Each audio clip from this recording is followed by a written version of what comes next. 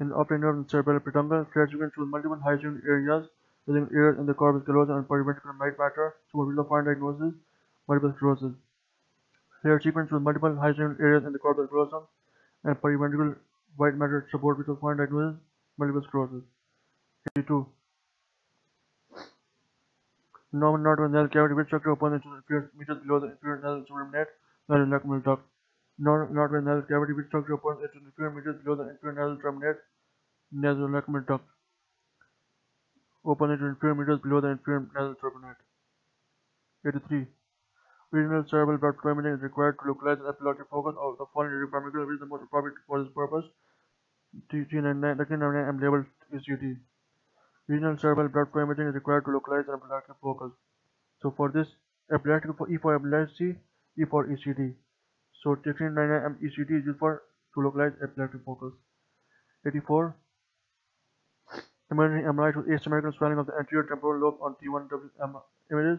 T2W images reveal concurrent asymmetrical but bilateral areas of high signal in the anterior temporal lobe, insular cortex, and hippocampi.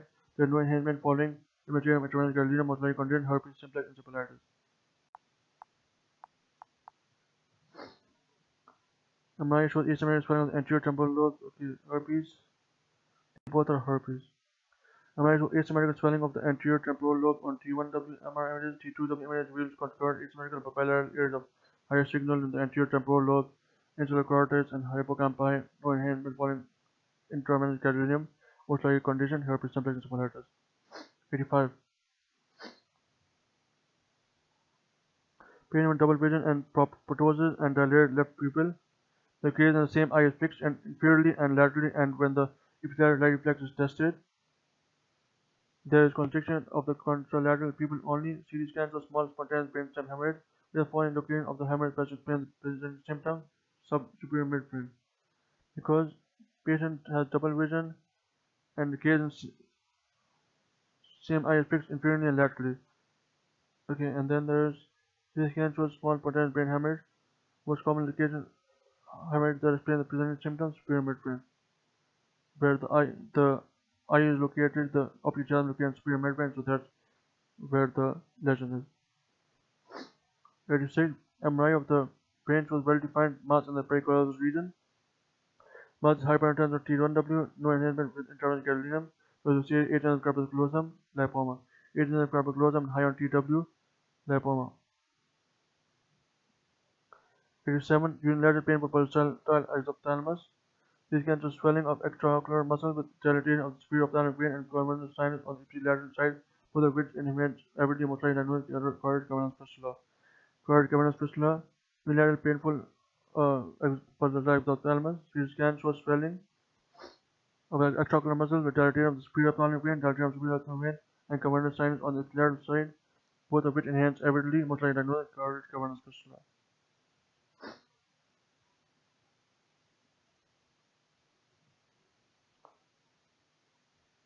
Female with past medical history of spontaneous pulmonary embolus, 2 weeks after giving birth with severe headache, vomiting, and drowsiness. CT scan of the brain with areas of lower inhalation, vesical effacement, and small areas of parenchymal hemorrhage. These changes do not conform to an arterial distribution, most likely finding on post-contrast CT brain, empty delta sign. This is cord sign, dense triangle, cord sign, dense triangle sign, and empty delta sign. No, female pulmonary history of spontaneous pulmonary embolus and sees the brain with areas of lower inhalation with sulcus head placement and small areas of parenchymal hemorrhage. They do not conform to arterial distribution, so they are venous distributed. Most likely finding on post-contrast CT brain and Q delta sign.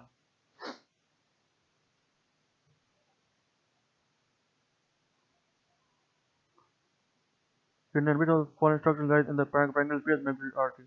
This following structure lies in the parenchymal space maxillary artery. Which structure lies in the parenchymal space maxillary artery.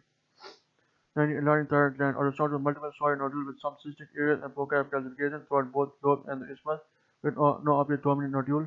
Having FNA, however, the radiologist proceed to not perform FNA. Because on our source, multiple solid nodules with some cystic areas in the thyroid gland, with foci of calcification throughout both lobe and isthmus, so do not perform FNA. Because most likely it is multinodular goiter. Question 91. History of orthostatic headache. MRI of the brain shows shortening of the foramen magnum due to low-lying cerebral tonsil, elongation of the fourth ventricle, effacement of the prefrontal system, and prominent pituitary gland in the spine, and extradural fluid signal collection ventral to the cord. Vegetarian and tremendous calcium reveals smooth areas of intracranial enhancement. The point diagnosis first supported of these findings, intracranial hypertension. History of orthostatic headache, and then all these findings are seen in intracranial hypertension. Then into orthopentagram shows lytic lesion of 1 cm in diameter associated with apex of a carious tooth. Okay, now this is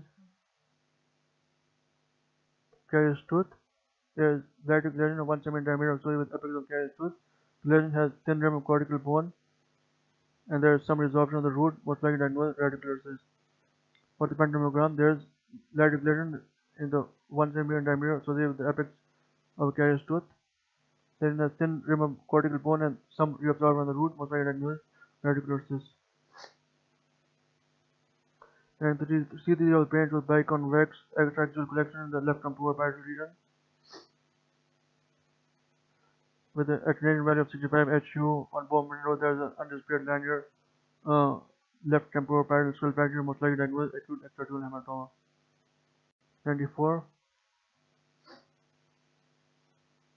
The VADA test is performed before surgical treatment for medically refractory epilepsy. What is the main investigation for the VADA test is localization of speech and memory centers. VADA test is performed before surgical treatment for medically refractory epilepsy. What is the main indication for this test? Localization of speech and memory centers. And if a man with squamous cell carcinoma of the lung on examination starts with speech and deviation of the tongue to the left, see the brain on bone windows shows a destructive lesion in the left side of the skull base consistent with a bony metastasis. Where the fallen skull base structure is most likely to be involved, hypoglossal canal. Where the patient has dysarthric speech and deviation of the tongue. So a destructive lesion of the skull base due to metastasis will most likely involve hypoglossal canal. And I think recent onset unilateral hand weakness, CT scans with multiple bilateral small supratentorial regions of lower attenuation, most likely associated finding cardiac valve disease. Patient has recent onset of unilateral hand weakness. The scan shows multiple bilateral small supratentorial regions of lower attenuation, most likely associated finding cardiac valve disease. Patient most likely has infective endocarditis. So there are multiple small thromboemboli. On CT scan, multiple bilateral small supratentorial regions of lower attenuation, and it is associated with cardiac valve disease. 97. The brain imaging performed to characterize a chronic subdural collection. Which feature is more likely to favor a diagnosis of subdural empyema or cerebral effusion? The streaky diffusion or MRDWI. The brain imaging performed to characterize a chronic subdural collection. Which feature is more likely to favor a diagnosis of subdural empyema or cerebral effusion? The streaky diffusion or MRDWI. Subdural empyema has restricted diffusion on MRDWI. 98. MRI shows extramedullary intradural ovoid mass in the mid-thoracic region. Lesion has signal. Okay, this is diagnosed meningioma. So this is meningioma.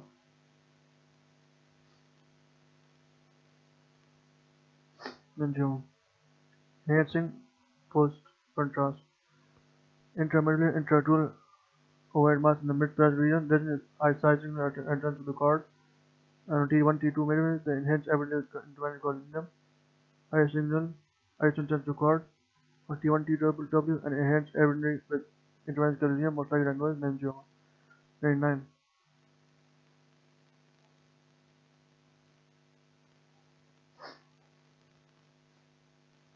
This was a dermatosis cerebri which related to cord.